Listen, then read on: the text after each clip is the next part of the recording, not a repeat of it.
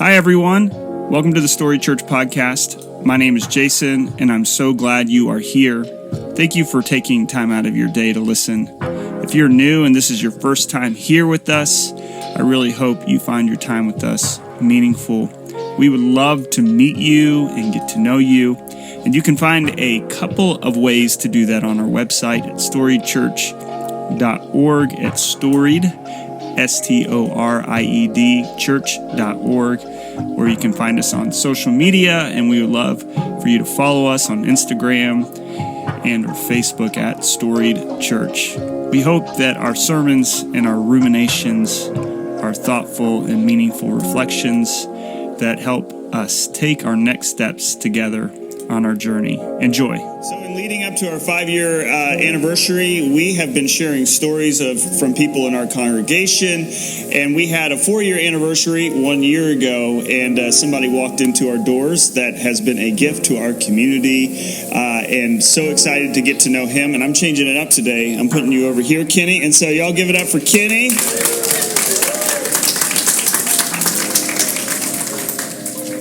Yeah, I was like, why are you over there? What's that? Yeah. I was like, why are you sitting? I was staying away from Elaine. I was making sure I had a shot at Luis, right, so I could do the wrap it up. Well, welcome, Kenny. Kenny, you are originally from this area, not like Mebane Central, but this area, and you went to Elon, and yeah, exciting, and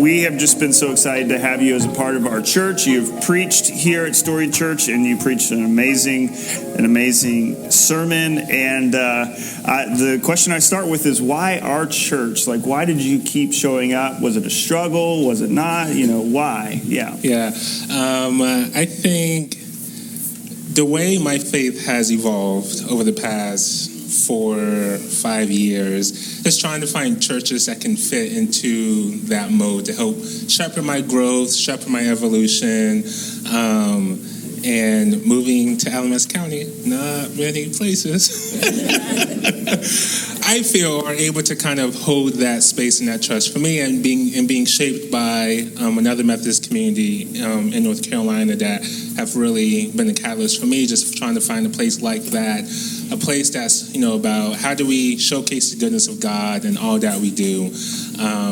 How do we make space for people who have different types of stories, space for people who are re-engaging with their faith, just space for just lots of people in general, and that God's table is a bit more open than what we may think, and God's table is a bit more open than what I may have thought growing up. And so going to a place that holds those values, and also to be able to ask questions and to live those questions and to live the wonder of that, is a place that I was looking for, and just kept showing up every week. What is the in that? I know that process for you of your upbringing in reconciling that, finding your place in your story. Can you talk about what that challenge has been for you? Yeah, I think for me, it is a tough challenge, especially reconciling. Grew up in the historic Black church, and so a very high beat, up tempo, but also acknowledging the ways that maybe some of the lessons or things that I've learned have been used to exclude certain groups of people, certain types of people. But if I'm out here believing that God's table is open to all, and all of a sudden God's unconditional love starts to have some conditions to it, it's what's going on? And so for me, I can't love all people. I can't be there for all people if my faith and how I understand my theology and my beliefs does not act into alignment with that, even if it's not perfect all the time. And so being a part of spaces where, God's table is open to all, that process is not an easy process. It's not a simple process. And it's at times a very loose and sometimes rough process to expand that based upon how we understand God and how our past kind of comes into that. But God created all people, and God called people good. And so if we start from that point that we are good, we are blessed beings, then that opens up the door for a lot of people. And so for me, trying to live into that belief all the time. It's not been easy over the past few years, making my faith my own as a young person, but definitely worthwhile. And thank you for leaning into that, and also thank you for showing up, because I think that's the catalyst for a lot of us, is just showing up even when we don't feel like it. So as y'all will see, y'all have these cards. Our leadership team worked on revising our vision statement at the top, and then we created a mission statement. And when I read this to people, we broke out into groups, and Kenny and Gaddy, and was it Amy? Yeah. Y'all came up with the safe and welcoming space where good can happen. When I tell people that, they're like, like there's like this emotional, and I say, yeah, I came up with that, and that was my genius. Right. Yeah, can you talk more about that phrase, about why you think that's such an important phrase for us as a church to hold? Yeah, I think it's important. I think Storied has a unique role in Alamance County and the broader Triangle community, because it's a place that is trying to be open for all people who want to re-engage with their faith in a more holistic and comprehensive way. They can begin here. And for so long, we can see how the church has been used to exclude, to oppress, to reject people.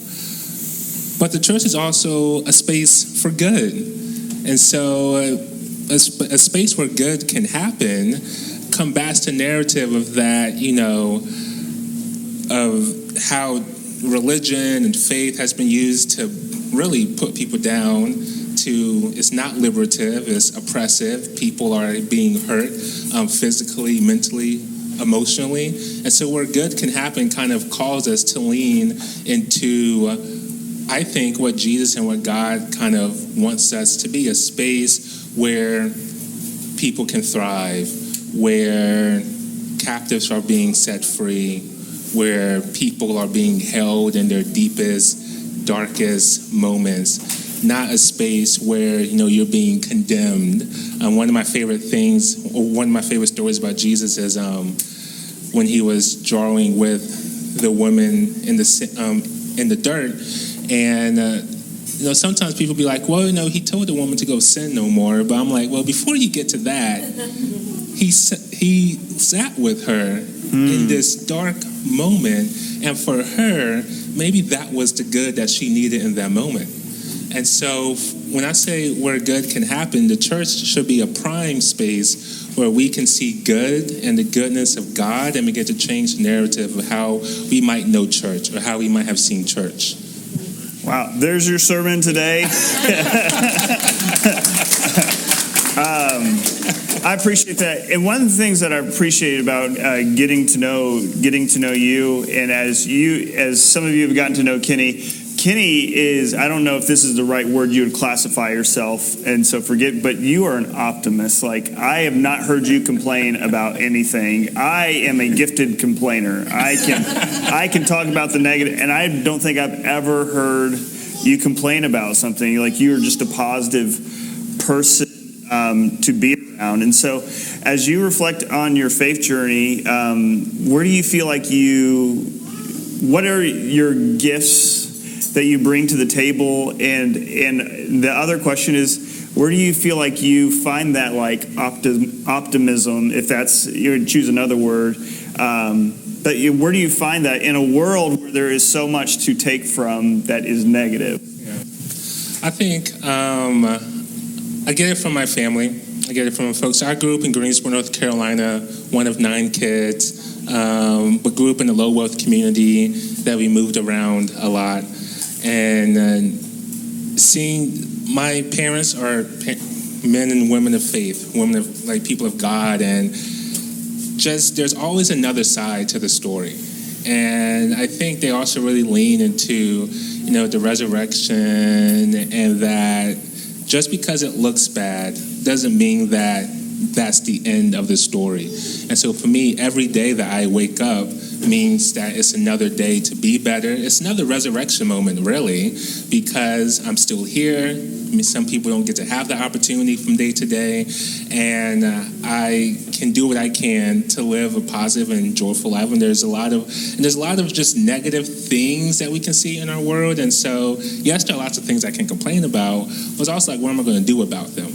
And so for me, I get it really from my parents, and just having just that faith and that hope and that optimism that it will get better, because it kind of has to get better in a way that we're not, all this bad things that's happening, like, this can't be the end of the story. Like, this can't be it. There has to be more. There is more. And so for me, just trying to showcase that in my relationships, in my community, and even acknowledging that, when the bad times come, when you're in the trenches and it's hard and you can't see a way out, just having those people you can rely on, that community you can kind of gravitate to, and those people can also help you recognize that, hey, you got this, or hey, I'm going to sit with you in the darkness, and I'm going to sit with you on this bench as long as you need to, and then whenever you're ready to go on, I'll walk with you alongside that way. And that's something I tell my students a lot, is that, I'm walking with you alongside this journey through the valleys and through the moments of triumphs and celebration. Awesome. Before we end, what is your job? Yeah, so my job is at Elon University, and I lead the first-generation college student programs. And so anything dealing with first-gen college students or first-and-family college students, I'm the go-to person on that campus. Awesome. Well, I want to thank you again for doing this, and also for leaning into Storied Church. I'm just so excited to journey alongside you and with you, and I know we here as well. And so thank you again. Yeah. Thank you.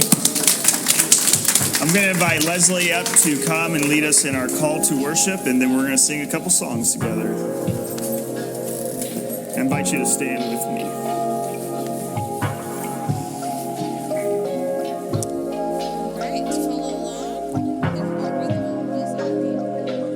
Thank you for listening today to the Storied Church podcast. We really hope that we get to meet you soon. And again, you can visit us at storiedchurch.org, or you can follow us on Instagram and Facebook. We hope that you have a wonderful week. It's Jason again. And before you go today, I just wanted to just take one moment of your time. Maybe you are a regular attender at Storied Church, or somebody that has found our podcast and you're just listening and you find it valuable. I just want to ask a huge favor. Our church is located in North Carolina, Alamance County, and we are one of the only open and affirming, reconciling, progressive, whatever word you want to label on that church here in Alamance County. And so we're just a really important voice of hope in this place. Every organization, including ours, takes funding, and the church has changed, and so we're trying to be creative in our funding. But I know it's a different ask, that especially if you don't live here in North Carolina. But if you would support us or consider supporting us with a one-time gift or even a monthly gift, it would mean the world. And thank you so much for even considering. You can give by going to storiedchurch.org/give. I hope you do. We would love your partnership and your friendship. Thanks again.